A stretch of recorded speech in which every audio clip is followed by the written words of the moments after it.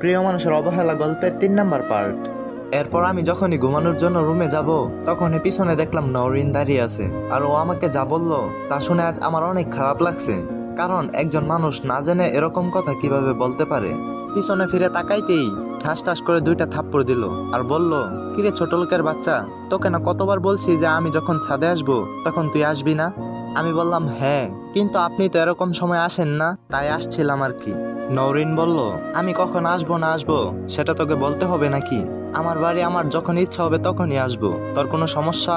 আমি বললাম, তাহলে আমি কি করে বুঝবো যে আপনি কখন আসবেন? নওরিন আবার বলল, তুই এই ছাদে কখন আর আসবি না।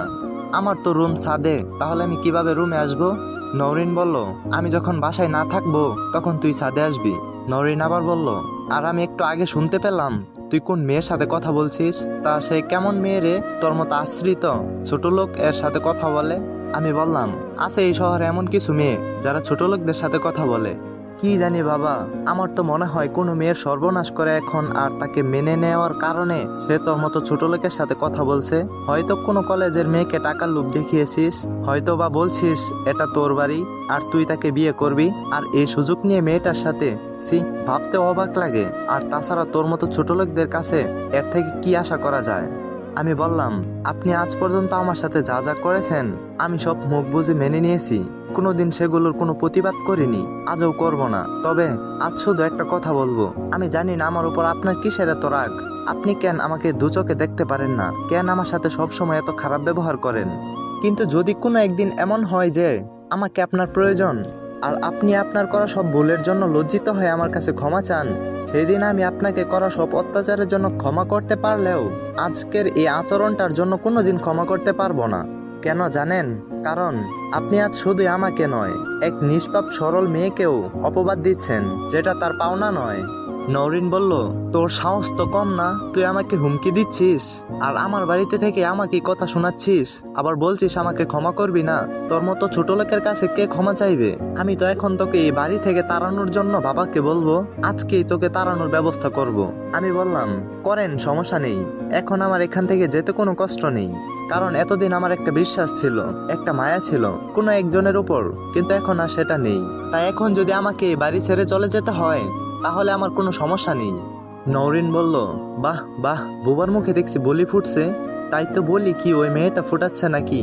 এখন তো আমার মনে হচ্ছে তুই ওই মেয়ের সাথে মিলে আমার বাবার সব সম্পত্তি নিজের নামে লিখে নিবি। এইটা তোদের মাস্টার মাইন্ড।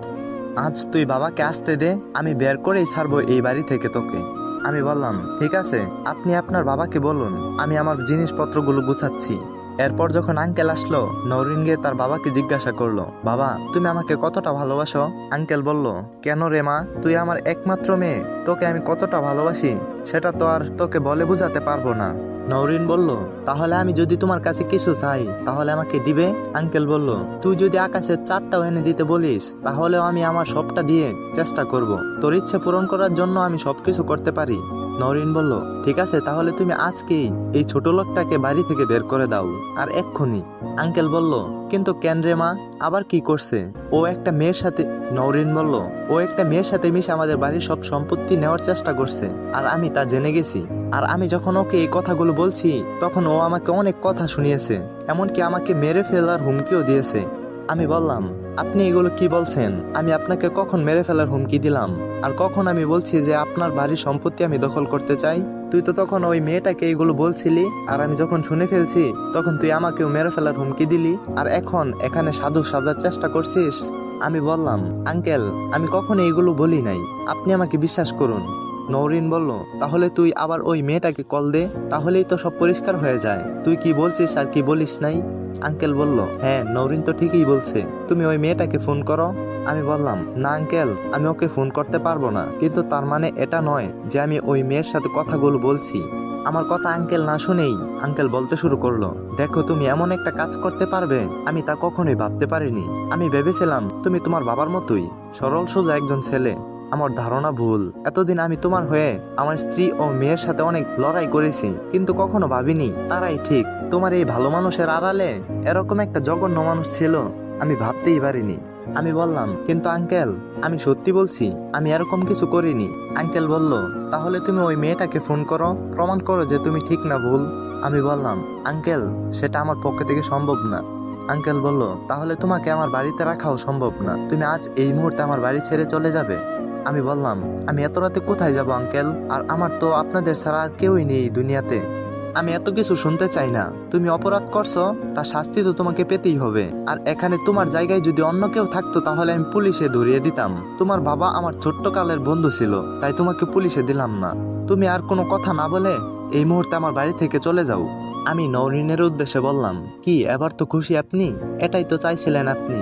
আজ বিনা দোষে দোষী করে আমাকে আপনি যেই অপবাদটা দিলেন তার জন্য আমি আপনাকে কখনোই ক্ষমা করব না। এটা বলেই চলে আসলাম, আর দেখতে পেলাম নওরিনের মুখে আনন্দের হাসি ফুটছে। একটা সময় এই হাসিটুকু দেখার জন্য পাগল হয়ে থাকতাম, কিন্তু আজ কেন জানি না ওর হাসি দেখে আমার অনেক কষ্ট হচ্ছে। মনে হচ্ছে কেউ আমার বুকের বাম দিকটাতে ছুরি দিয়ে আঘাত করে ছিন্ন ভিন্ন করে ফেলছে। ওর দিকে আর না তাকিয়ে চলে আসলাম, কেননা ওকে যত দেখবো ততই কষ্ট হবে আমার। তাই চলে আসলাম, কিন্তু এত রাতে আমি কোথায় যাব, কি করব, কিছুই ভেবে পাচ্ছি না। আর এই জীবন সবসময় আমার সাথেই কেন এরকম হয় ভেবে পাচ্ছি না।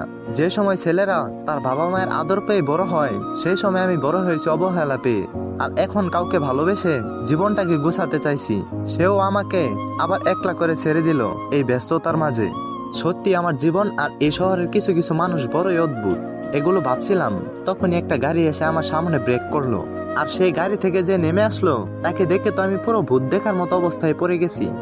পরবর্তী পাঠের জন্য অপেক্ষা করুন, আর পুরো গল্পটা শোনার জন্য ধন্যবাদ সবাইকে।